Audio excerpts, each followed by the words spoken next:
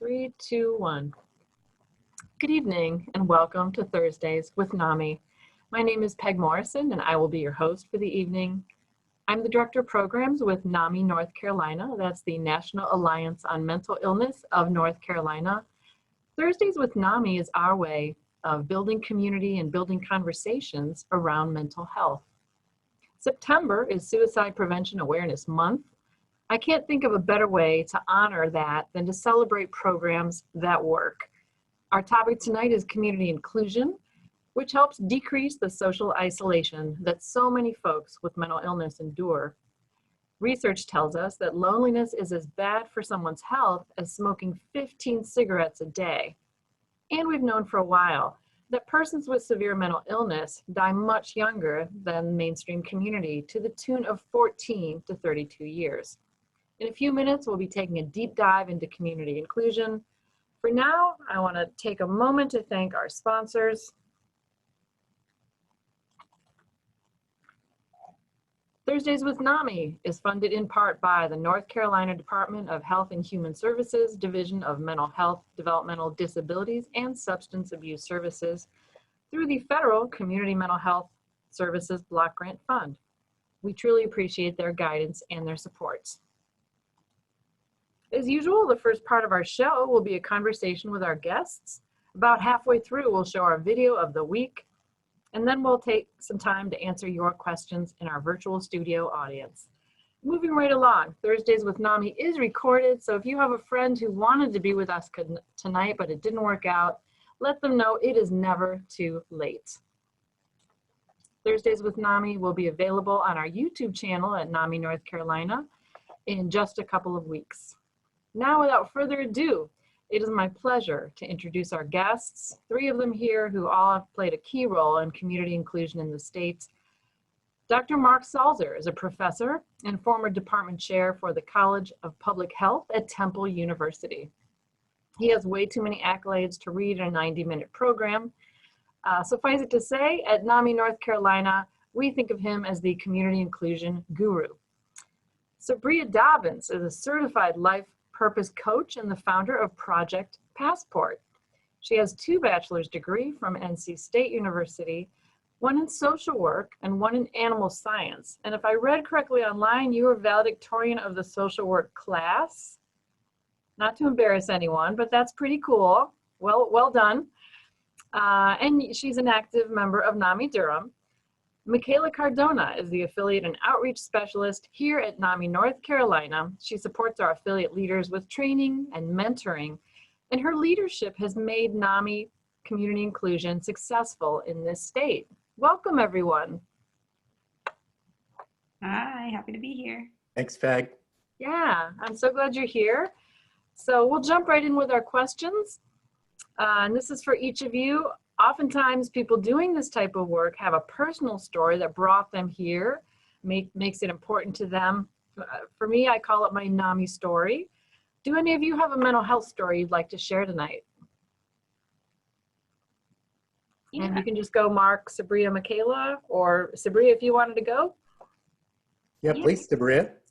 I have a personal and family related kind of situation. So the first part I wanted to share is, yes, people celebrate valedictorian, but the mental health toll that it took on me throughout my college career was pretty severe. And to the point where I had to go to mandatory counseling due to severe mental breakdowns and emotional panic attacks. I really struggled with my mental health because I was one of those over perfectionist people that if things didn't go a certain way, I felt like I was a failure and that everybody would hate me. So I really went through that a lot throughout my college and even going into my career when I first graduated.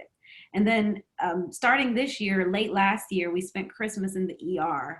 My brother had a severe psychotic break while he was in college, to the point where he had to be hospitalized. And so both of those experiences personally and seeing what he went through really drives me to fight for community inclusion and to fight for the mental health and well-being of people, especially before they get to that space, because all of us are just one experience, one situation away from having that mental breakdown. Yeah, excellent point. It's mental illness knows no boundaries. We're all affected at some point. Who else would like to go?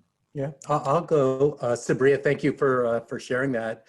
So I am a family member, but that's not the main thing that drives me, I think. I sometimes jokingly tell people that I kind of have mental health work in my blood. Maybe it's genetic or environmental, in that I'm a third generation mental health worker in my family. My grandfather was a psychiatrist. Actually, he's a psychiatrist who's co-credited with coining the term antidepressant. So you can look that up. He came up with that term. My mother was a psychiatric nurse. I've got another brother who's a psychologist like I am. But I'm driven by the stories, friends, colleagues, people I know who have lived experience, who have personal experience with very significant mental health issues. Many friends and colleagues diagnosed with schizophrenia, bipolar disorder, major depression, suicide attempts.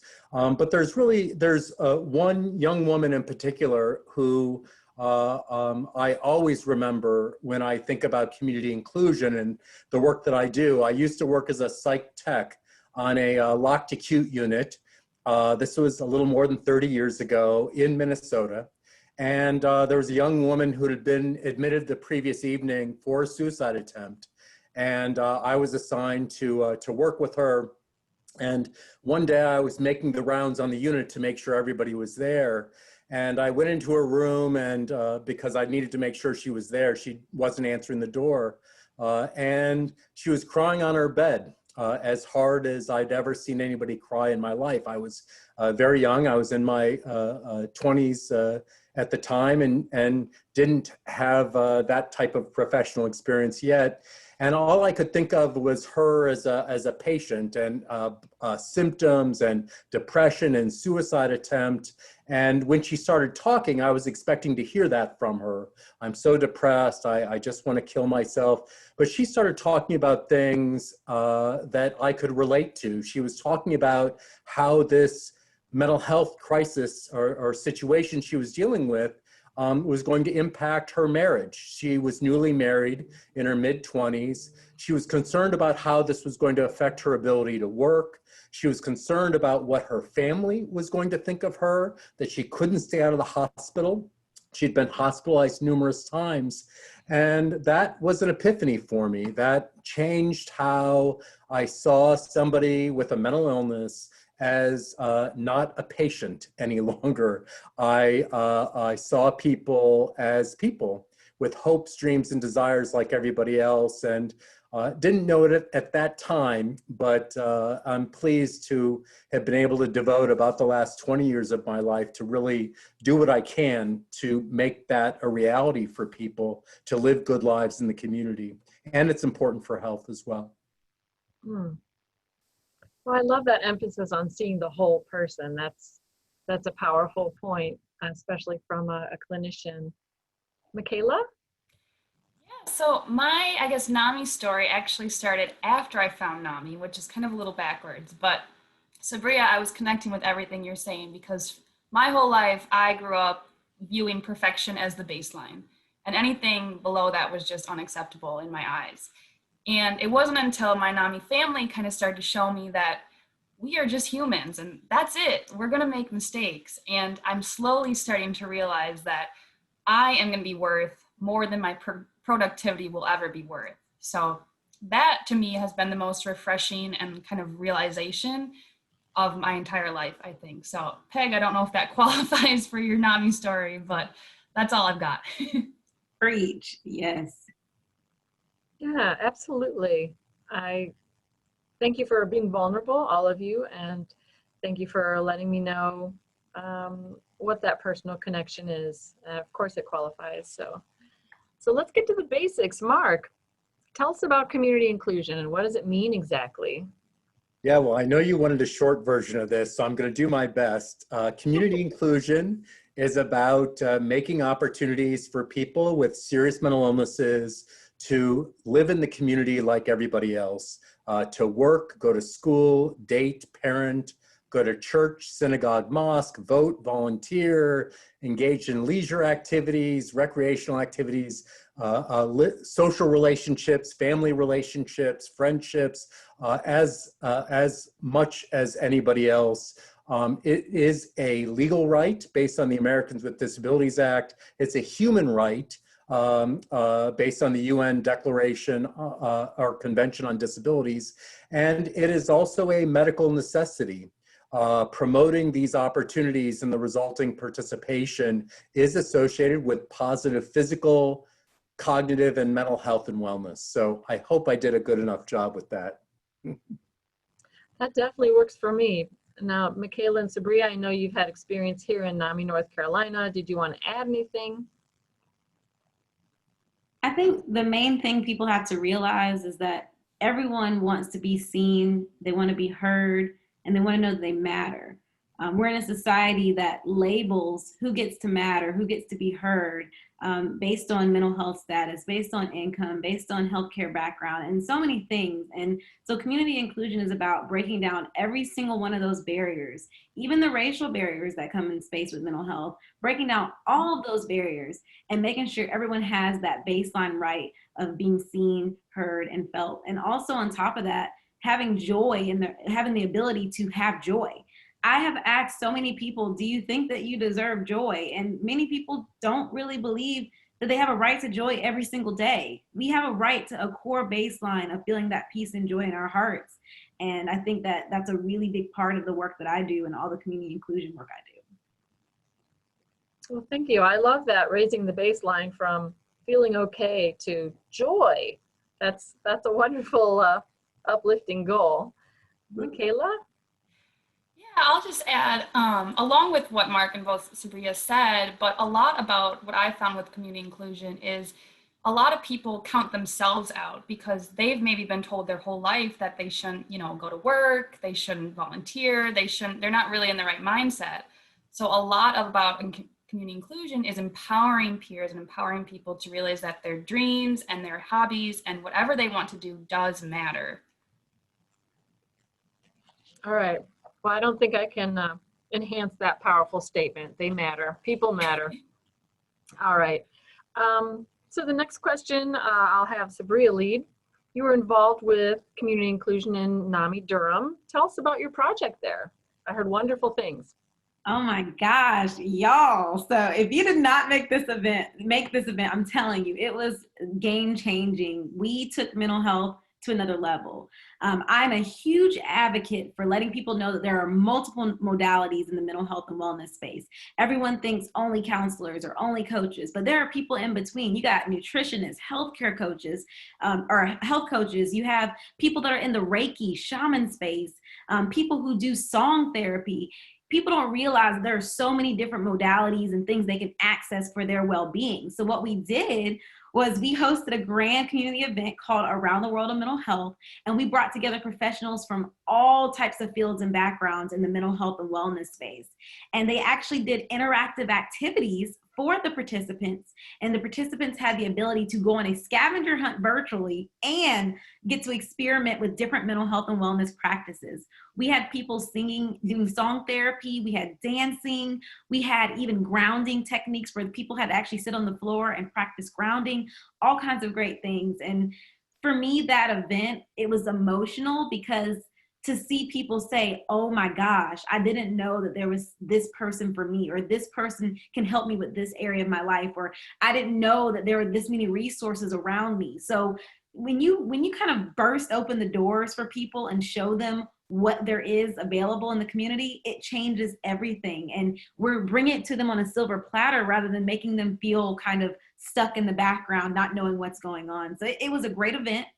It was game changing. We had people from all backgrounds, people with mental illness, with family members with mental illness, people who wanted to learn more about mental illness. So it was just all across the board. And we focused on people to help them maintain their well-being, all the way to help people find resources to address any issues they were experiencing.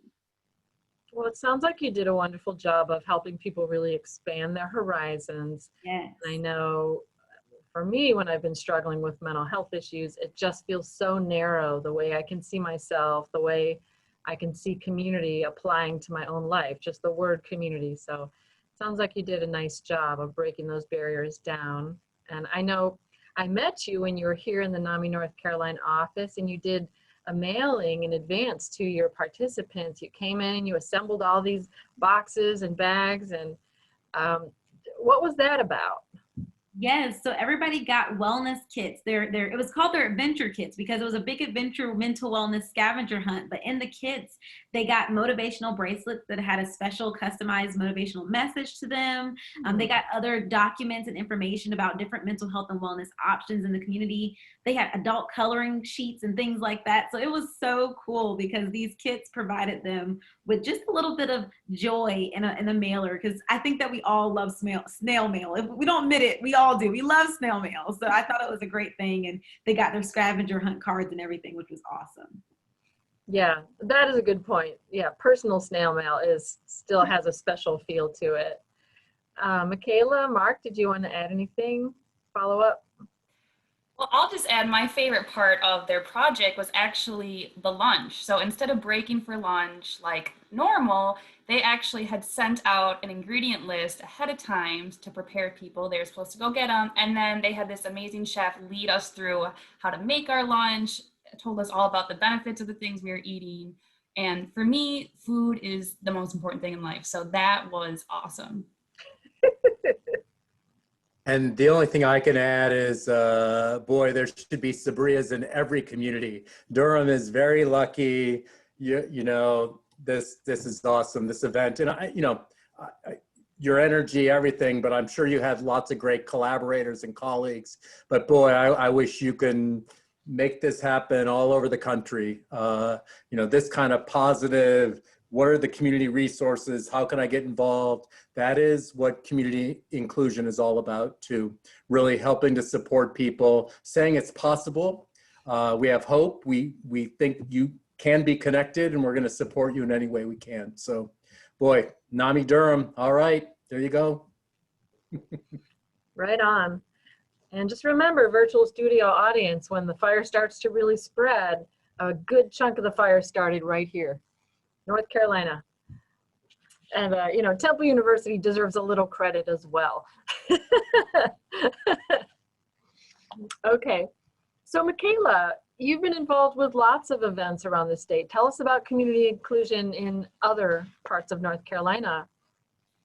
Sure. So my role with community inclusion here at NAMI North Carolina is to work with our local affiliates all around the state and train them on basically what community inclusion is and why it's important. And then our affiliates kind of take that and run, and we are very grateful because the North Carolina Division of Health and Human Services actually offers grants for our affiliates to implement community inclusion projects in their area. And I'm really excited to brag about everything that they're doing. And Peg, is it okay if I share my screen? Yes. Okay, so the first project that I want to tell you guys about that's going on right now is this first one, which is virtual art classes. So this is hosted by NAMI Cumberland, Harnett, and Lee. And as you can see, we all are virtually joining this art class. But what was really cool about it is their leader that they partnered with would kind of bring us through this mental health journey as we were doing our drawings, but without us really realizing it. So I'm not an artsy person. That kind of hit me real hard, and I think the participants really enjoyed that one. Another project that I really enjoyed working with this year was NAMI High Country. They created this virtual book club. And when we realized that we wouldn't be able to all meet in person, Karen Gross, who was the lead of this project, so shout out to Karen if she's listening, she really wanted to make people feel just as valued as if they were in an in-person event. So she didn't just send a book to these participants, she sent a personalized note, a personalized pen, a personalized notebook, a personalized little bookmark. And she even went as far as reaching out to some of the authors of these books just to see if they would be interested in discussing virtually their book, and 4 of them actually agreed to do it. So they have this amazing project going on out there. Keep it up, NAMI High Country. That is such a great project. You guys knocked it out of the park. The last one that I want to talk about is actually a brand new one. This is NAMI South Mountains, what they did was we wanted to create a safe and welcoming place for parents who live with serious mental illness to just feel like everybody else, because parents who live with mental illness are a group that gets hit with a lot of stigma. So what they're doing is they're creating these safe events for families to come, connect with other families, connect with other parents, but still just being who they want to be, who they are. They'll know they'll be accepted when they get there. And that project is actually just starting. So if you want to get involved with that one, we'll be having a lot more exciting news, hopefully coming soon. We are in a new fiscal year here at Nami, North Carolina, and a new community inclusion season. So we actually have our first training of the year tomorrow. So if you are involved with Nami, North Carolina, you'll be seeing a lot of different projects popping up all over the place. And I am really looking forward to this year. All right. Well, thank you for that wonderful roundup. I love the energy here tonight. You're all really shining. So Mark, the next question is for you. And I want to say, notwithstanding my joke about Temple University deserving a little credit, Temple University actually developed the model that we followed to do all of these. And it's written in our grant, go ask Temple University what to do, basically. And we appreciate you've been so generous with your time and your guidance. So the question is, community inclusion, how is it different from what peer centers and clubhouses do? Yeah, well, thanks, Peg. First of all, I wanted to say too that, and I appreciate the accolades and the community inclusion guru comment, but I must say that everything I know about community inclusion really does come from people with lived experience as well. I listen to people, I hear what their wants are, and I can pull the research together to say, this is why your views are important and your perspectives and how we make this happen. I also want to thank North Carolina Department of Health and Human Services as well. Our center does receive some funding from them. And other than Sabriya, who's doing great work, Mikayla talked about some of the other wonderful initiatives that NAMI North Carolina affiliates are up to. And I've really been thrilled with how North Carolina is really taking on community inclusion as a major focus of their efforts. I do think, and they're doing it in ways that I'm really excited about. I work with a lot of different states. I think there's a lot of stuff going on that's good, but I'm really, really happy to be involved with what all of you are doing in North Carolina. It is what you guys are up to. I see I've got a colleague, Sydney Breslow from ADANC. They're doing a great project related to community inclusion with East Point. And we have worked in the past with I'm In and the I'm In campaign and I2I. And we're excited about what some new initiatives that are happening right now are going on. So North Carolina, you are doing some model things. And part of what I get to do in my work is basically take what you're doing and share it with the world, literally. So I'm very fortunate to get to be able to do what I do. So Peg, I mean, you were asking about this community inclusion work and how it's different from peer centers and clubhouses. And I would say actually in a lot of ways, clubhouses and peer centers are also doing community inclusion as well. Clubhouses focus on employment, and that is critically important. It's one of the top things people with serious mental illnesses say they want to do. About 70% of people say they want to work, and it is important for health. It's important for people's health to work. We've got lots of evidence in the general population. We've got evidence for people with serious mental illnesses as well, that work is possible and work is important and work is a medical necessity for people. Peer centers often focus on community inclusion, some more than others around the country. I'm actually talking broadly, not necessarily just in North Carolina. So I'm really talking broadly, but peer centers, with the conversations they're having, they are talking to people about what they want to do in their lives. This is a big part of peer support, which is another area that I do a lot of work in. What do you want? What are your goals? What do you want to do? And sometimes those conversations aren't happening with other non-peer professionals. People like me, trained as a psychologist, I'm focused on symptoms. I'm focused on diagnosis. How's your depression? What's going on with these other things? And one thing that peers and peer centers are doing is they're saying, what do you want? What are your goals in life? How can I support you in doing that? So I really think that clubhouses and peer centers and some of the great peer support initiatives that are happening in North Carolina are just great allies of NAMI North Carolina and all the affiliates that you have. And by the way, your number of affiliates and how active folks are is just incredible. I mean, you probably know that you guys are doing great things. So anyway, that would be my response to that question.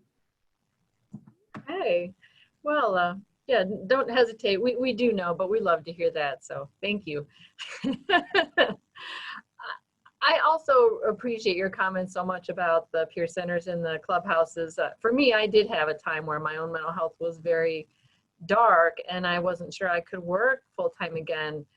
And NAMI and the peer center in Toledo, Ohio, where I lived at the time, helped me to see that I can be comfortable in my own skin again. I can be social again, and sort of slowly rebuild that and work. For me, gave me the structure and support ultimately that made it possible for me to, all this. So I'm very grateful. And Mikayla, Sabriya, would you like to add anything? One thing I just want to add is that we spend too much time at work to not be able to have peace in what we do. And I tell people all the time, it's so important to understand and tie a purpose to the work that you do and to connect to that. Because I think that can really be a factor in people's mental well-being being impacted or flared up if they already have a mental illness. I remember working in career paths, though they were lucrative for me, a lot of my values were not being met. And so I just think that that's such a key piece, that purpose piece, which I love to do, is such a key piece when it comes to employment and when it comes to the career search and finding what connects to what you believe in and what not. And so that's a lot of the work I do in companies, as well as helping mainly women on the outside as well. That is wonderful. And we do spend, many of us, as much time with our work family as our actual family. So, Mikayla? I'll just add that, like as Mark was saying, with employment, how important that is for some people. A lot of these things with community inclusion is things that we're all doing that we may be taking granted for every day. So these community inclusion, the idea is people don't want to go like skydiving, they just want to be valued in their community. And it's such a simple idea. And I think it's once people realize that, they connect with it right away. Mm-hmm. Yeah, well said. It's the simple things. Okay. Next question, Sabriya. How does community inclusion compare with the work that you do in your project passports? Yeah, so basically, I don't even think there's a comparison. They're all one and the same in what we do. Project Passport is community inclusion. We are about the unseen people at the end of the day. I mean, mental health, I think they love to silo mental health into one thing. Mental health is not just one thing. Mental health is racial equity. Mental health is having your purpose. Mental health is being intentionally productive and doing things that you're proud of in life. Mental health is all of those things. It's a spiritual thing. It's so many things. So the work that I do is about helping people across all of those elements. It's about a holistic journey. And so right now what we're doing is we are working in companies, actually helping team members be able to deal with stress. A lot of people are dealing with stress and trying to go to work, and they're putting on this brave face. They're one moment away from a nervous breakdown. They're one moment away of just saying, I can't do any of this. And a lot of people who have mental issues in the workplace are not getting their needs met. So it's a double whammy to be going through this pandemic, being forced to take care of the kids while at home and try to teach the kids and turn around and try to type on the computer and respond to your conference call. So it's a lot going on there. So we are working in the companies, and they're bringing us in there to help their workers with the intentional productivity, the stress management work, and all that type of stuff. So that's a big part of what we're doing. We're also doing events in the community, like Around the World of Mental Health. We have different pop-up events we like to offer. And then finally, we have a special community just for women. We developed this community called the Tribe at Project P, and it'll be specifically for helping women come together and have support in their mental well-being journey. And they'll be able to do things like wine socials and movie nights, and learn about self-care techniques and self-love and self-esteem.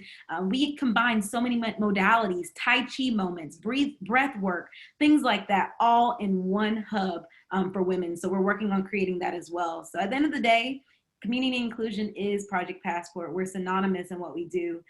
Everybody's always a part of our experience. Mental illness, no mental illness, because like I said, we're all on a spectrum at any given moment, every single day. Mm-hmm. I will remember that phrase, the unseen people of the workplace. That resonates so much. There are always people who are struggling in normal times. There are people who are panicking, who are crying before they come to work. And now the levels of pressure have increased so much. So I really appreciate that you acknowledge that and see that. Follow-up comments from Mark or Mikayla? Just send me the details for that women's group. That's right. All right. So Mikayla, to you, you've been heading up community inclusion since it started in North Carolina roughly a year ago. How has it evolved since then? So honestly, I think the way that it's evolved the most is the way that our affiliate leaders who have really taken this on have been supporting each other. So in a weird way, this pandemic has really forced us to kind of learn this technology that's been out there. And now we're forced to utilize it to be able to connect with people. And really, although it was a pain in the beginning, what I've seen is I've seen friendships being made through this. I've seen people going way out of their way to be able to support people. And that has been the most incredible thing, and probably my favorite part about community inclusion. And then also I've seen kind of each leader's confidence boost a little bit as they see, this really does work. Like, community inclusion is real. And it's just been wonderful to see you guys and all the amazing work you're doing. All right. Well, could you maybe be a little more positive with your answer next time? Sorry, I'll tone it down just a little. Okay. Did that trigger a thought or response, Mark or Sabriya? I never want to rush on before I get everyone's input. Well, I didn't want to, I don't want to just say how great our co-panelists are, but I do think you've brought together three people who love what they do. And I saw, Sabriya, you had written that in the chat box. And yeah, I'm lucky, I'm fortunate. I love what I get to do and support people. And I love being around colleagues who view this as important and are all in on this. So yeah, wonderful. And again, I agree. I think the affiliates in North Carolina are doing great things. I was able to meet with them once, gosh, I don't know, 2 months ago, something like that. And just good people doing some good things. And yeah, it's nice to see that support as well. All right. This next question comes from my own experience at the very first community inclusion training which I attended. It was organized by the Department of Health and Human Services here. And there were family members discussing their concerns. You may know, Mark, that Nami started with a group of family members literally sitting around a kitchen table on 79. And I think for loved ones, they feel so concerned seeing the peer in their life, the individual with the mental illness, trying something new, and what if they fail and get hurt? And many have seen many cycles of their loved ones, maybe going off medication, starting to feel ill, getting in trouble, and then coming back and getting their feet on solid ground again. And they love their person and they don't want to see that threatened. So how do we avoid setting people up for a bad experience, or what's your response to that? Yeah, I really appreciate the question, Peg. And I would say I've been talking more explicitly about community inclusion and participation really for about the last 15, 16 years or so, and actually had been invited to some NAMI affiliate meetings in a couple parts of the country. And I've got to say, the response was not great 15 or 16 years ago. And there was a time where I would not accept invitations to go to affiliate meetings or state conferences because there were people telling very powerful stories that I understand.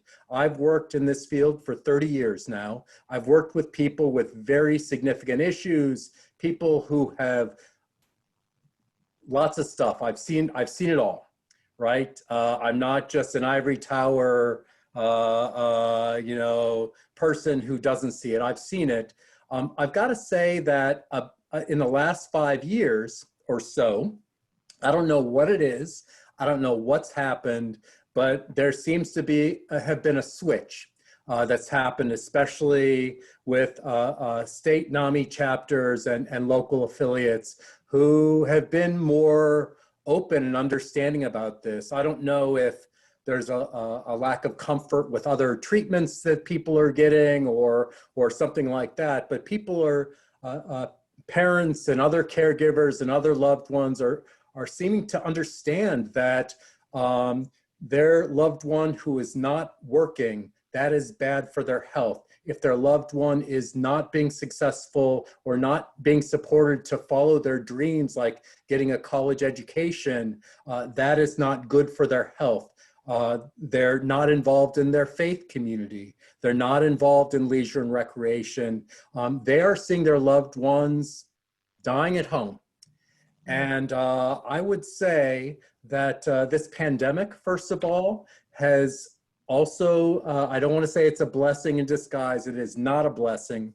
But what it has done is made all of us, with a mental health issue or not, or whatever degree, it's impacted all of our lives. It's affected our work lives, unemployment rates, affected education, affected get-togethers face-to-face, how people have been engaged in faith communities, and people are mourning those losses. And quite frankly, I think it's a great moment for all of us to see that this is a typical life for some people with very significant mental health issues. And if we are bothered by this, what do you think it feels like to be told you shouldn't do this, you couldn't do this, this is too stressful, it's going to lead you to go back to the hospital, all of those kinds of things. And in fact, I would argue, and I don't have direct evidence of this, but if you're not engaged in meaningful activities, yes, we know that rehospitalizations have to do with not taking medications, sometimes for some people, right? But it's also that loss of connection. I'm not doing anything meaningful. I'm living in a stressful situation. I live in poverty. Sabriya, you mentioned racism and sexism. I'm experiencing all these things on top of the prejudice and discrimination I experience with my mental health issues. This is distressing. This is a bad thing. It is not just the mental illness, right? It's not just what might be going on in somebody's brain. So I hope we all think about how the pandemic's affected our lives and how upset and stressed and anxious and depressed this makes us. What do you think that experience is for other people? My response is participation is important. And I think all of you, the affiliates, have really helped me do a good job of communicating that participation, working in the community, going to school in the community, leisure and recreation in the community is a health issue. It is a medical necessity. I also like to point out to people that there were also concerns about community inclusion and participation in other disability communities. The physical disability community, in the early 20th century, even late 20th century, people who were paralyzed, people who couldn't walk, people told them, you'll never be able to work. Give it up. You shouldn't have children. Are you kidding me? You can't have children. You're paralyzed. You can't move. You've got cerebral palsy. You have whatever. You can't do this stuff. And that community has fought to say, I can participate and we have rights. People who experience disabilities have rights now, and they've done a really good job. People in the intellectual disability community have done an equally great job in saying, you told us once because of my IQ, right, how smart I am, that I can't do stuff. And now we know that people with very significant issues in their lives can participate in the community. And it's our job as a society, as healthcare providers, as caregivers, as parents. I'm a parent of 3 adult children. My job is to do everything I can to support them in achieving their dreams. And yeah, things don't always go great. My sons are being impacted by this pandemic, has me stressed out to no end, right? I am stressed. They're doing great. Everything's going all right, but I'm worried, right? But I need to support them in achieving their dreams. And that's really important. I get it. Work does cause stress. Social relationships cause stress. Dating is stressful. Parenting children is stressful. All of this is stressful, but the life without these meaningful activities is worse. I can tell you there's research. This is bad. This not having this stuff, not having those hopes and dreams and pursuing meaning in life is much, much worse than any stress people might experience. It doesn't mean people can participate. The other thing I like to say is, look, if somebody is experiencing acute issues related to their mental health challenges, if someone is acutely psychotic, manic, depressed, can't get out of bed, is not dressing themselves, very, very significant things are going on. Yes, participation and inclusion is going to be a challenge at that time, but thank goodness that 95% of that person's life is not in that time, in that moment. Those moments happen, absolutely. I've seen it, I've experienced it, I've dealt with it, I've cleaned up after it. And, but that is a small part of somebody's life. And for us to say, look, you shouldn't do this stuff because of this 5% when you're really not doing it. It doesn't mean though that inclusion and participation is all roses though. One thing I have definitely learned from people with lived experience is the fear of going back and re-engaging in different areas, and then what happens when mental health issues arise again. And if they lose those things, especially employment, or going back to school, if I'm not able to finish that semester, and that is rough. And I don't have any easy answers for that, but not pursuing that is worse, right? Giving up, sitting at home, dying 14 to 32 years earlier, that is not a better alternative. So I know I went on a little bit, but this is important. And I've got to say that most people, most fellow parents, I'm a parent, I care about many people. A lot of people are coming around and realizing this is critical. We can't forget this. We can't ignore this. And I'm excited, organizations like yours are getting it. People are understanding the importance of this. Mm. Yeah, I appreciate that, hearing that background and hearing about your own process of seeing other people become more receptive to the idea of community inclusion. One thought that came to mind was a gentleman I worked with at a supportive housing agency, Richard. He had schizophrenia, but he did very good work as a maintenance man in our building. And prior to working, his life was living in a group home, sitting in the basement, smoking cigarettes. That's what he did. But with structure, with people giving him chances to work part-time and then full-time, he was able to meet people, to get out of his head. It's a profound difference. Mikayla, Sabriya, did you have other thoughts that you want to share? I mean, I echo everything that Dr. Mark said. It's really, he basically hit the nail on the head with all of it. So agreed. Absolutely. Thank you for sharing and being so thorough about it. Mm. All right. So next question is Sabriya. And this question applies to the future. I'm assuming we'll get to a post-COVID-19 era where people can get out and gather physically. What are your thoughts about folks who live with social anxiety? Maybe they haven't left their homes in a while, especially in the wake of COVID-19. If it's in the past, they may have been stuck at home. Would you suggest extra support for these folks? Yeah, absolutely. So are you saying as if after COVID and we come together again? Or, okay. So I think that it's very important to allow people to be knowledgeable of the fact that I'm creating sacred spaces. So the work I do is about creating sacred spaces and telling people that, hey, you get to remove all the masks, all the things that you had to wear and carry throughout all the time in your life. In this space with Sabriya Dobbins, Project Passport, and any of our retreat specialists, that mask is done. That mask is gone. You come and be who you are. And so I think it's very important that every setting, every event that does go in person, it provides that kind of that connection for people and lets people know that this is a safe space. This is a space for you to be able to just be. I think the social anxiety, people who didn't have social anxiety probably are now getting social anxiety because of everything going on. I think virtual will probably still have to remain a present thing. So maybe kind of having hybrid models for people so that they can slowly kind of mitigate into being able to become in person too, because not everybody's going to feel comfortable with jumping directly into in person. So even with our company, with Project Passport, I plan to keep the model of having things virtual and having things in person so that people can slowly make their way. A great way to do it is to create community virtually so that you can translate that community into the real space.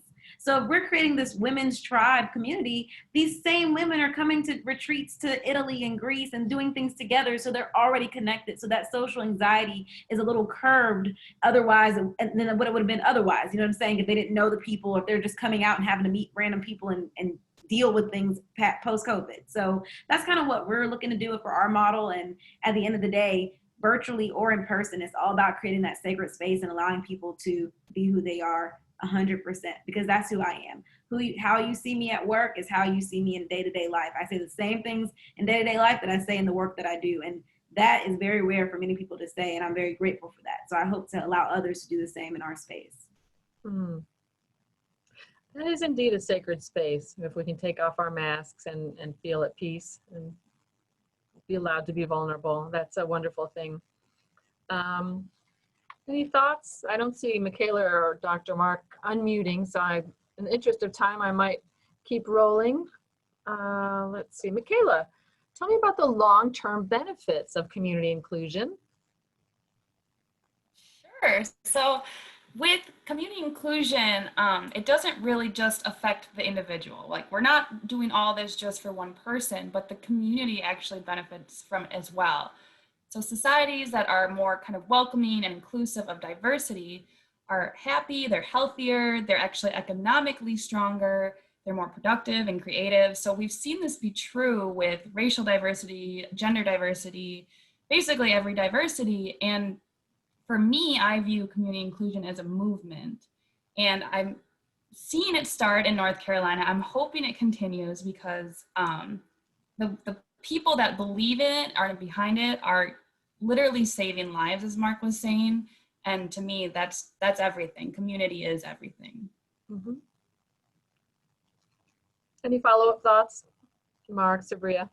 I could not have said it any better than Mikayla. I would have probably pulled out some theories. There's a Nobel Prize winning concept called the capabilities theory by Amartya Sen, who won a Nobel Prize for basically everything that Mikayla was saying, for identifying that promoting essentially inclusion, opportunities, promoting the capabilities of all citizens, especially those citizens who have been disenfranchised, who've experienced oppression, that this is actually better for society. It's economically better, it's socially better, it's culturally better.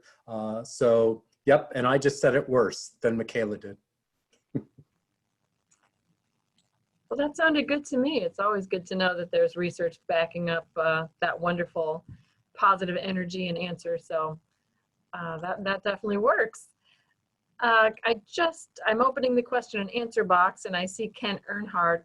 You had a comment about accessing the webinar. I hope that you were able to find what you needed to participate. Okay, we're just a little bit past our halfway point. I think I will forego the video of the week. And I want to take a moment to give a big shout out to our behind the scenes helpers who are so diligently taking care of things to keep things running smoothly. And that's our executive director, Gary Kreitz, who's on the chat box, and our fabulous tech intern, Eddie Simmons. Thank you so much. And of course, thanks to our fabulous guests. Even though they have this negative energy they're exuding, thank you anyways for your time. I couldn't resist that. So now we've got questions from our virtual studio audience. Sabriya, how did you get the mental health community to participate in your Around the World in Mental Health event? It's tough to get folks to commit sometimes. Yeah, absolutely. So, you know, the big thing that we did was we sold the vision, showing them the vision of this event and how this is the first time that people from different disciplines are coming together. And I think I just found people who bought into the idea of like, this is not about you. This is about the community, and knowing that people can access you and can know that you are there to support them, especially during COVID. So I think it was even easier when we decided to go from in-person to virtual by letting people know that, hey, you know, you could potentially be saving lives with the opportunities that you're bringing to the forefront. And from the cooking class to the shaman healing session to all those things, they are all things that might be just the one thing that person needed to see.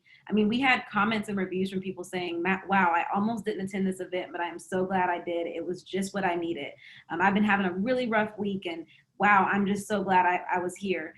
By the end of the event, everybody had somebody they could connect with. I mean, we had people that hung for even the post-event kickback that we held that wanted to still connect with professionals that were there. So that's how impactful this event was.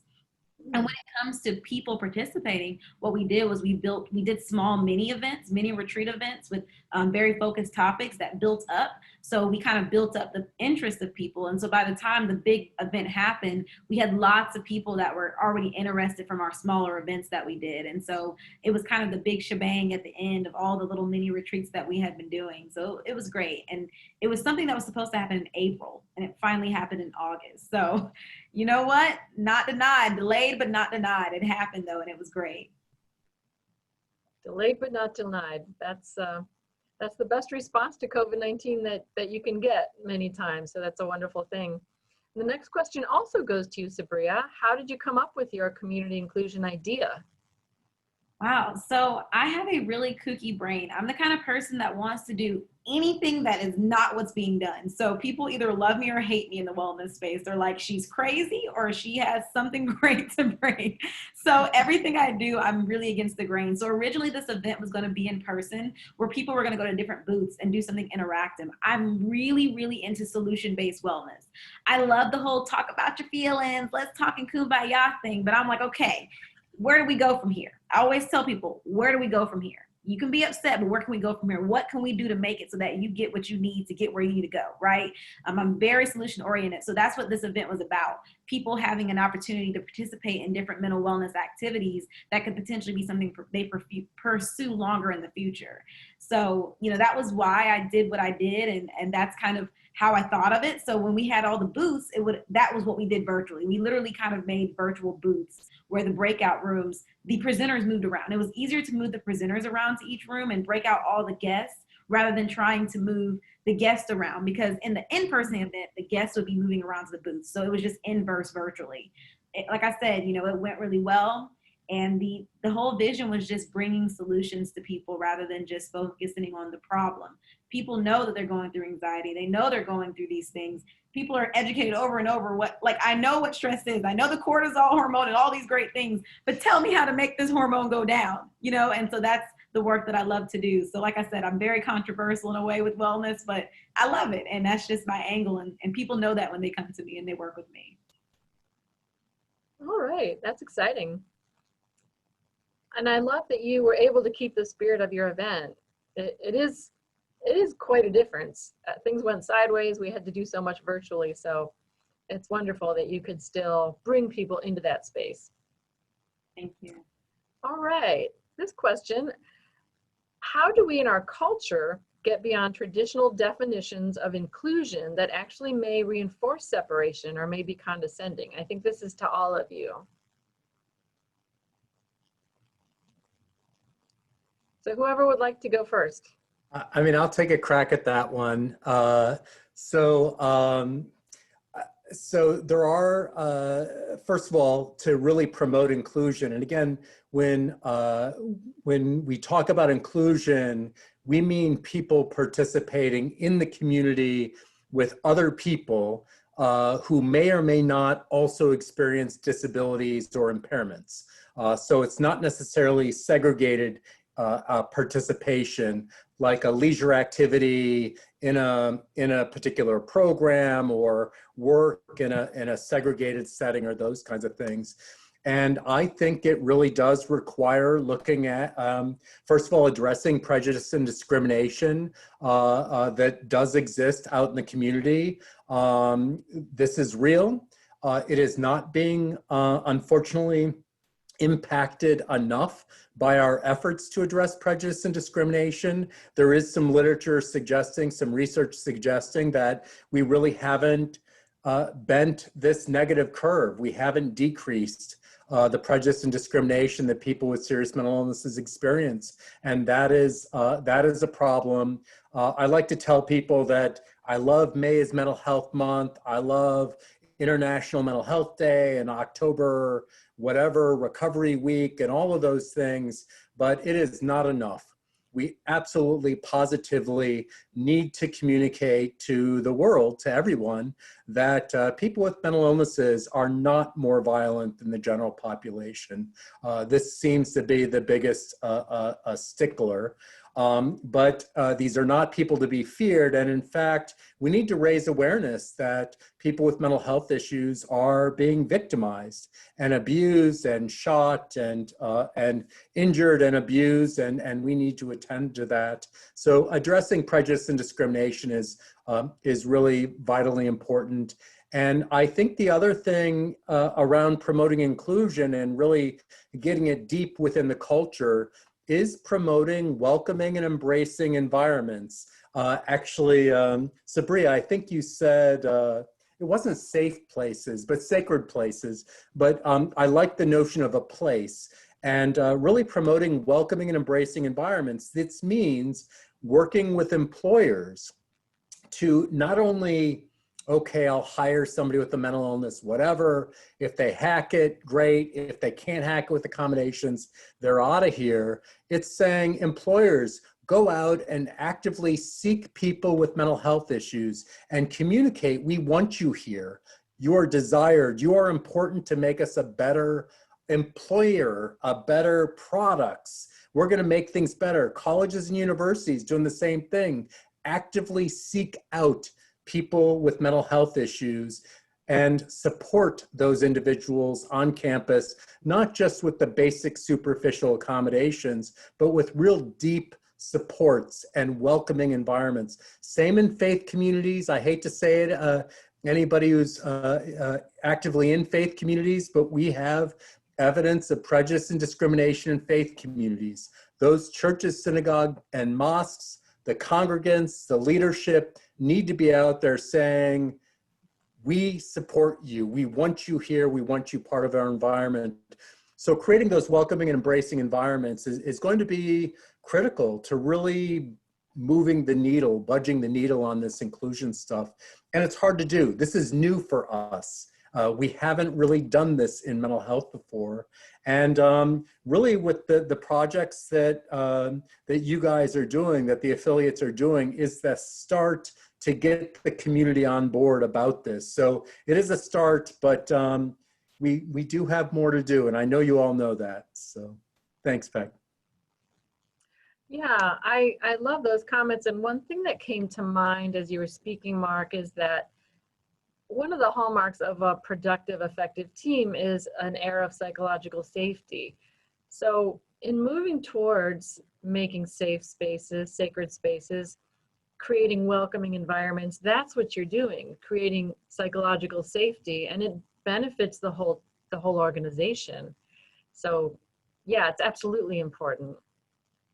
Any follow-up questions to that? Although I think Mark covered a lot of ground there.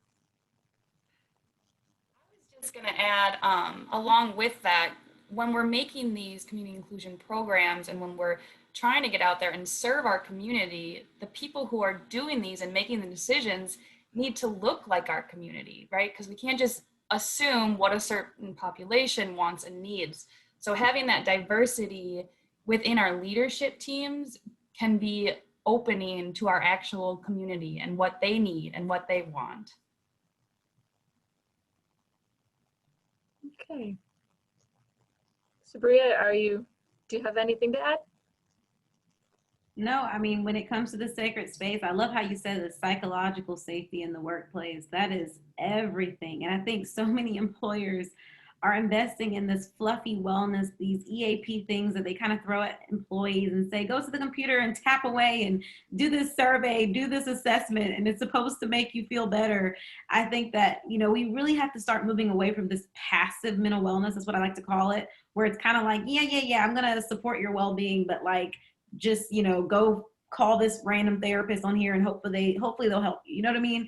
So I think that creating that psychological space is being more intentional about how you're implementing wellness for your employees, how involved you are in the process, and what you're truly willing to invest. At the end of the day, there's so much data that goes to show that when you take time to create a true sacred workspace for employees, there is going to be a return. There's always a positive outcome, not only financially, but just in the overall creativity and the productivity of employees. And then in return, it's a feedback loop, because then they're happy, they feel excited because now they're achieving. One of the big models that I teach people, it's a big check-in model that I always request people do when we do our stress retreats, or I try to urge them to do, is the PERMA model. And PERMA means positive emotion. Do you have a positive overall emotion about your day-to-day? E, are you engaged with your life? How engaged are you with the day-to-day? R, relationships. How are you connected in your community? How are you connected with the people you work with? M, meaning. Are you finding meaning in what you do every day? And if you're not finding it in your workplace, can you find it outside of your workplace? And A, achievement. Are you feeling a daily achievement in some shape or form, or weekly achievements in your life? So it's about that check-in. It's about constantly having that support. And I think that companies, if they would even do simple things like that, or any type of space, colleges, all of them should just allow people to at least, the very least, check in. I am going to write that down and hang it in my office. I like that, PERMA. So, yeah, excellent. I didn't make it up, but it's an awesome model. All right. Next question is for Mikayla. How often will there be community inclusion trainings for NAMI affiliates? You're in demand. So we have our first one of this year tomorrow. So that one's pretty full, but really it's up to you guys. So the more interest that we get with community inclusion, the more trainings that are going to be scheduled, and hopefully the more projects that we're going to be going. So if you guys are interested, anyone, just email me and we will get something set up. I'm happy to make more. Okay, and stay unmuted. Next one's for you as well. Mikayla, how do you feel about the adaptations that were made for NAMI NC affiliate community projects during COVID-19? So if I had to pick one word, I would just be impressed. I've really been blown away by what you guys have done, because I might be a little biased, but NAMI volunteers are the best volunteers in the whole world. And when they are faced with a challenge, they do not back down. So they knew that when this pandemic hit, that was not going to stop them from serving their communities. And that's exactly what they did. They pulled out all the stops, they tapped into their creativity. And like I said, I'm just impressed. All right. Yeah, they definitely showed a lot of creativity. That came through for sure. Next couple questions are for Mark. Mark, how do you feel about all the community inclusion projects that have taken place and continue to grow with NAMI North Carolina affiliates? Well, this question, I guess, is going to have to make me stretch from just my support of Nami, North Carolina, and all the affiliates, and say how great you all are. But I have been really pleased. I did mention my experience with Nami in the past and other Nami affiliates and Nami National, and I am just thrilled with how you've grabbed this and how all of you view this as important. And that is special. And it is something that I'd love to work with you to help infect the other chapters around the country and all of the affiliates. So I've really been very enthusiastic about your efforts. I also work closely, I mentioned before, ADANC, Alliance of Disability Advocates, of North Carolina, based in Raleigh. It's a Center for Independent Living, and they are engaged in a project and intervention, some great work around community inclusion with folks who are in the TCLI program at East Point. And they are talking with people about what their goals are, what are their interests, and providing individualized supports to them to support them in engaging in those activities, whatever they may be. It looks like there are some pretty amazing outcomes that are happening there. And there's a possibility that other stuff might be happening in the state. I don't know if it's formal announcement or anything like that, but I am thrilled about that. And again, this is not Mark's program. This is ADANC and East Point. They've taken these ideas and they've run with it, just like all the affiliates have. And I'm also excited about what I'm In has done in the past with I2I. Michael Owen was a wonderful partner. He is going to retire, I think, or has retired, in the process of retiring, but I'm sure he'll find some wonderful things to do. I'm really excited about where I'm In is transitioning. It's transitioning to the pilot partners of Green Tree, Peer Center, and Share Hope, and Act for Recovery, with support and in collaboration with the Promise Resource Network. And I think they're going to continue some of the great work that I'm In was doing in terms of educating providers. I do have to say that I'm very excited about the peer leadership of this, just like Nami, just like your initiatives as well, and just like ADANC. I think for community inclusion to be successful, it's got to be people leading the way. So I guess I'm happy to just be the guru. I'm behind the scenes, or I'm spreading gospel, but all of these three initiatives, people are grabbing these things and really running with it.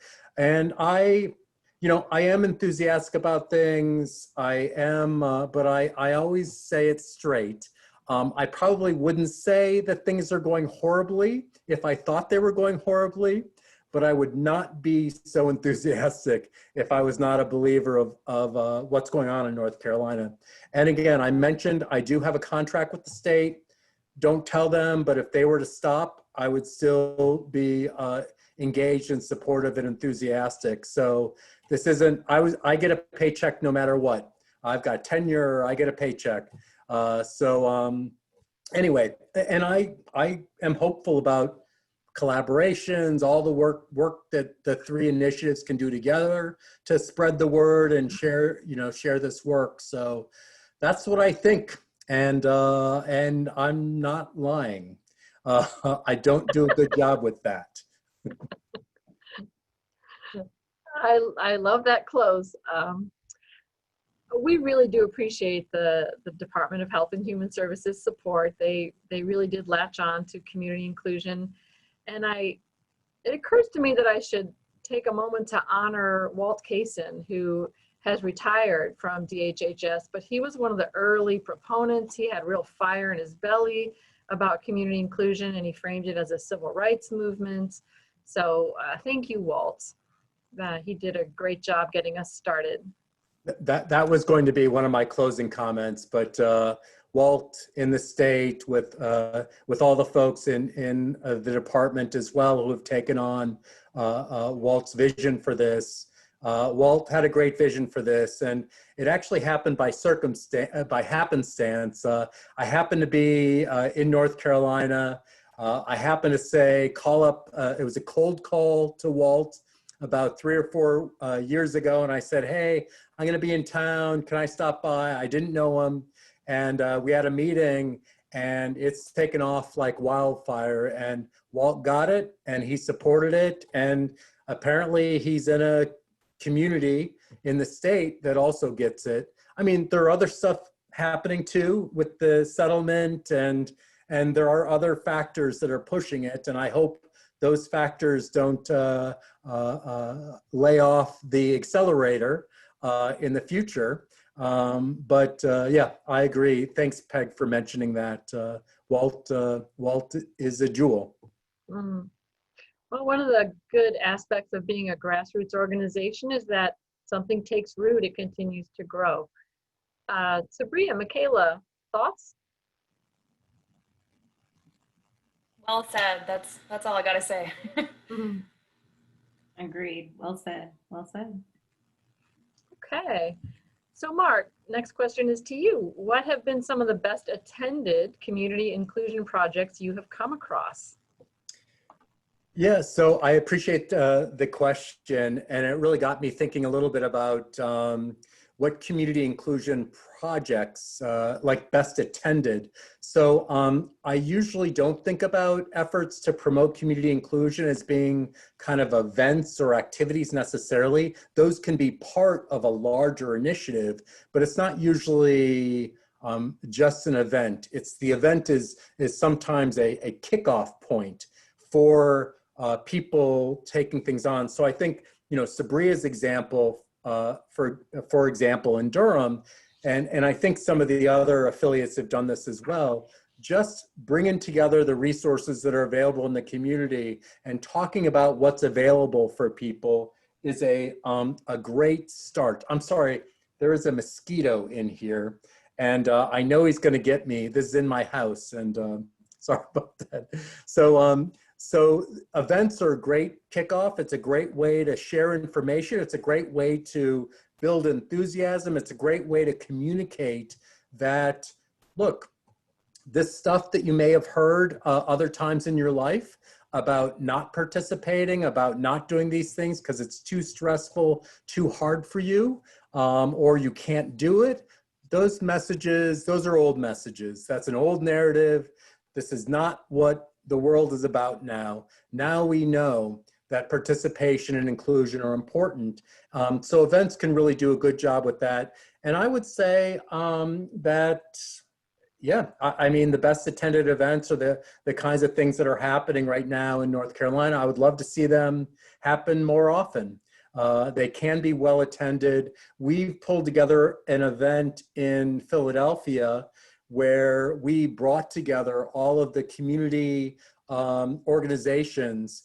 We said we're pulling together, so the YMCAs and the community centers and the local universities, the community colleges, we said, can you come together and sell what you do, market yourself to people with mental health issues? In our community mental health centers and other agencies, they were thrilled to do this.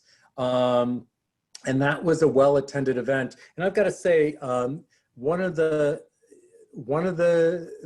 I think these community organizations are excited about inclusion and participation. I actually think I've had conversations with some of the affiliates, for example, who have been in touch with Parks and Rec. Maybe, Peg, you're involved with this, I think. And getting involved with the state Park and Rec, they're dying to do a better job of outreach and supporting people with mental health issues in their programming, in their parks, and everything they do. They want to be taught how to be a welcoming and embracing place and how to support people. And that will hopefully result in community inclusion. So not really an event, but definitely these types of events that are hopeful, bring together resources, knowledge, messaging, this is what you can do. And then it's providing those individual supports to people to help them figure out what are the barriers, how do I get there, how do I afford it, where's my transportation, who do I go with, who's going to go with me to maybe that first night of when we're able to go in person to night classes, who's going to go with me to that, or who's going to check in with me around my homework or my assignments to help me if I haven't been in school for a while, so who's going to help me think about what I need to do to study? Providing those supports to people is really more individual. It's not really a group-based activity. Mm. Yeah, your comments remind me of running a connection support group in Columbus, Ohio. And one of the signs of success that I saw was the members talking to each other saying, well, if you're uncomfortable going grocery shopping, I'll shop with you. We can walk in together. It doesn't have to be so scary. So that kind of relationship and natural support is amazing. And thank you for keeping it real too. I have a fly buzzing around here. I'm really working hard to not chase it. Unfortunately, you see that I'm not really restrained when it comes to Zoom meetings. I should be more professional, but I didn't wear my tie tonight, so. Well, we're about keeping it real, so that's a good thing. So you all have told different stories about community inclusion and what it looks like for you. What has affected you the most in your experiences? I can go first. So the part that really sticks out for me about these projects and seeing kind of everyone get together is not the actual specific events or the activities or whatever you want to call them, but it's actually the connections that people make with each other during these events. So I'm going to call out Diane Crisanda. Her project that she worked on last year was a dog adoption. And it actually brought two people so close together that they're roommates now. And those connections that people make are going to outlast any project or any event that we put on. And for me, that's the most important part of community inclusion. I think the sheer ability to impact so many more people has been amazing. One of the big things that I love to do on our retreats is we love to assign accountability partners and kind of really fostering that support system for people. So people who don't know each other can be able to connect and support each other in their mental well-being journey and really be accountable for the times when things get hard and whatnot. And so I think just the sheer ability to be able to outreach to so many. And I think that this model of virtual and in-person is going to fold over into the future. I see the model of work that I do where we can incorporate virtual components as well as in-person components. So should we have Around the World of Mental Health again, maybe there's someone that goes around to each booth and allows everyone who's attending virtually to still get a chance to participate while the people who are physically there also participate. There's so many ways now that we are finding that we can reach more people. And that is what makes it so amazing to be a part of community inclusion, because you can keep breaking barriers in so many different ways. So I'm excited for the future. And I guess I was trying to remember your original question, Peg, but I think I remember. I think it has something to do with what drives us, or what are we passionate about with this? What affected you the most? That's right. That's even better, because I've got to say there's one definitely positive thing that affects me the most about this work. And there are two things that drive me that are not so positive, that have just said, holy cow, we absolutely have to do this. The positive thing, I should probably end with the positive, but the positive thing is, boy, just hearing from people who are involved in initiatives like Sabriya and Mikayla were talking about, and ADANC and all the I'm In activities that are going on, hearing the stories about what people have done in their lives as a result, going back to work, going back to school, doing things that they hadn't done that they wanted to do, and getting the encouragement and support to do those, and addressing some of the barriers. So that certainly gets me excited, hearing those stories. Unfortunately, the two things that have affected me the most about this work that drive my passion for it is, one is that we developed a measure of community participation. There hadn't been a measure like this before, basically asking people how much they participate in different areas. And we started piloting this measure. We started using it with people in different mental health centers, people who have had very significant issues in their lives. And I didn't know how it was going to work. We asked people, how many days in the last 30 days did you do work for pay? Did you hang out with friends? And I didn't know how this was going to work, whether people would be bored about it. We asked how important this activity is. Do you do it enough, not enough, or too much? And my staff would go out and administer this measure, and they would come back. And I would say somewhat fearfully, how did it go? You know, did people do okay with this measure? And they would tell me, the folks were interviewing and asking these questions, they love it. And by the way, I do not always hear that with the measures we use in our research. And I'm like, they love it. You know, why? What do they love about it? And I choke up almost every time I say the answer.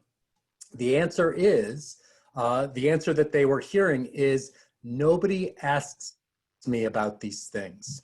So they're in mental health programs. Nobody is asking them what they're doing, what's important to them, and are they doing it enough, not enough, or too much? And that breaks my heart, and that drives me. The other thing that drives me is, and saddens me, is I do some work in the VA.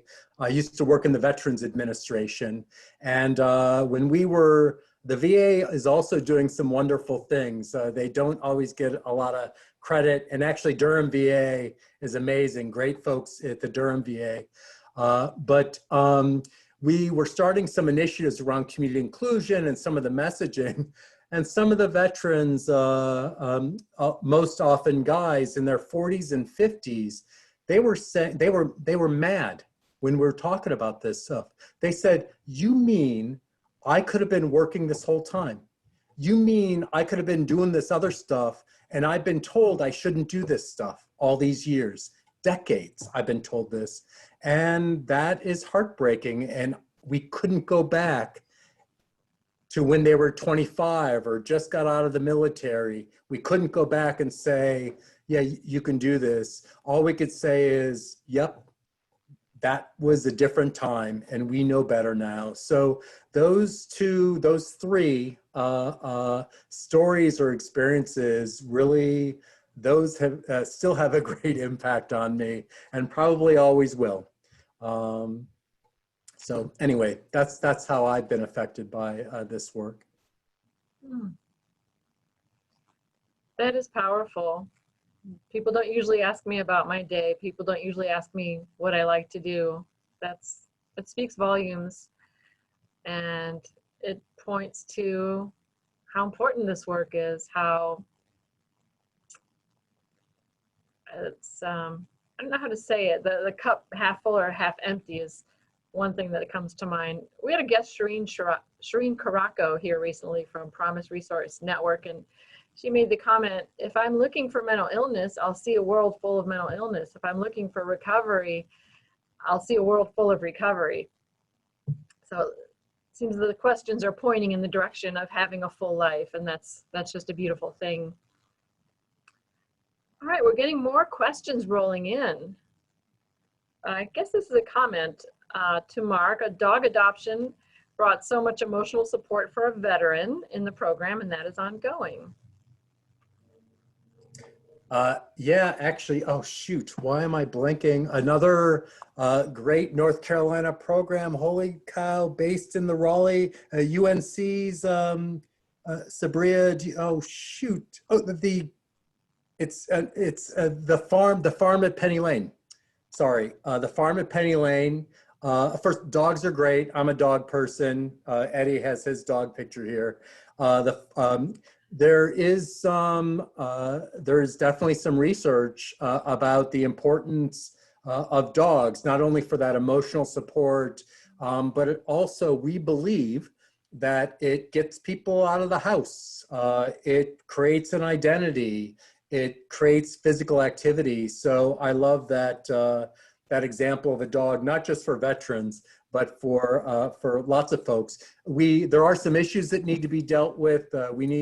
People don't have a lot of money, so we need to figure out, make sure that there's money for food and there's vet appointments. So those are some of the barriers that prevent dog ownership, and sometimes leases don't allow that, but really supporting people around pets. These are important in our lives. But I mentioned Farm at Penny Lane, and hopefully I get some emails from those UNC folks about it. But they have a program that I think they're training dogs. I think they're training them to be support animals, but they have a really nice program there. Farm at Penny Lane, you know, they're doing a lot of really cool stuff there right now.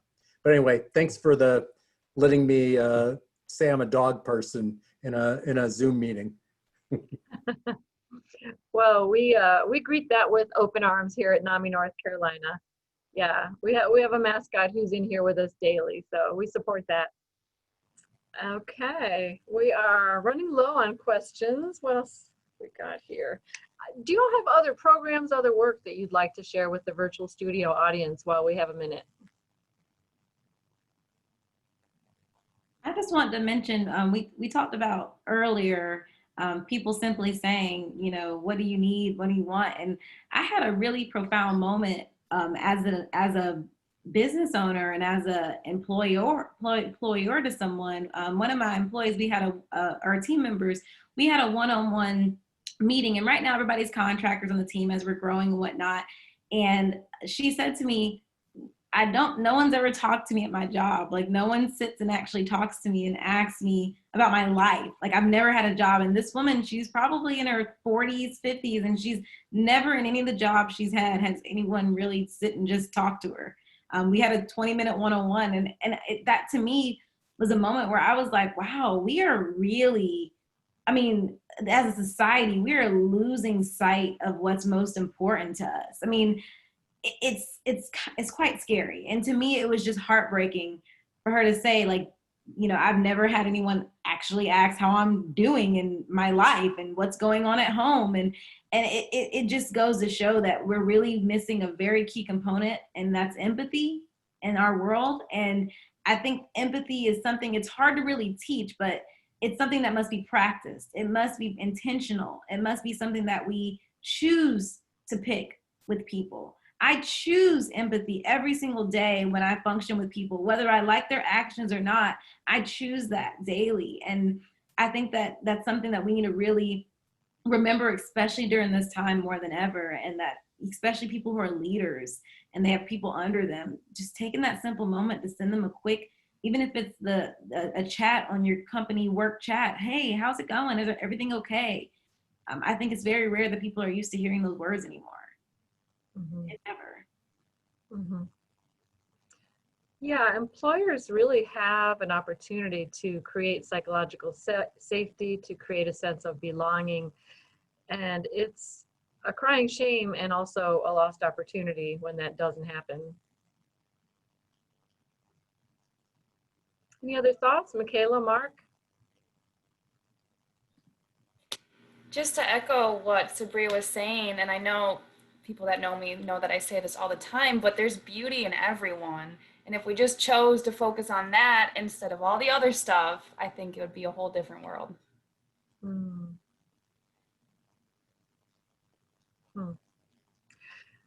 The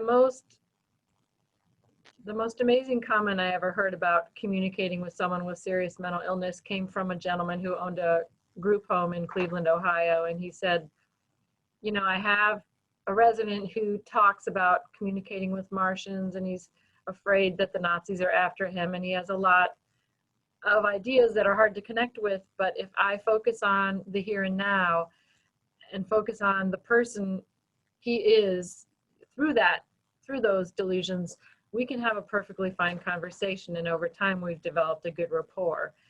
And I've never heard anyone put it that way, that just making that continuous effort and seeing that person, not just the illness. I don't know, it just really touched my heart. So I think we're real close to the end of our time. I want to thank our guests. for your time, for sharing your expertise and your passion. It's been lovely to spend time with each of you and hear all the good work you're doing.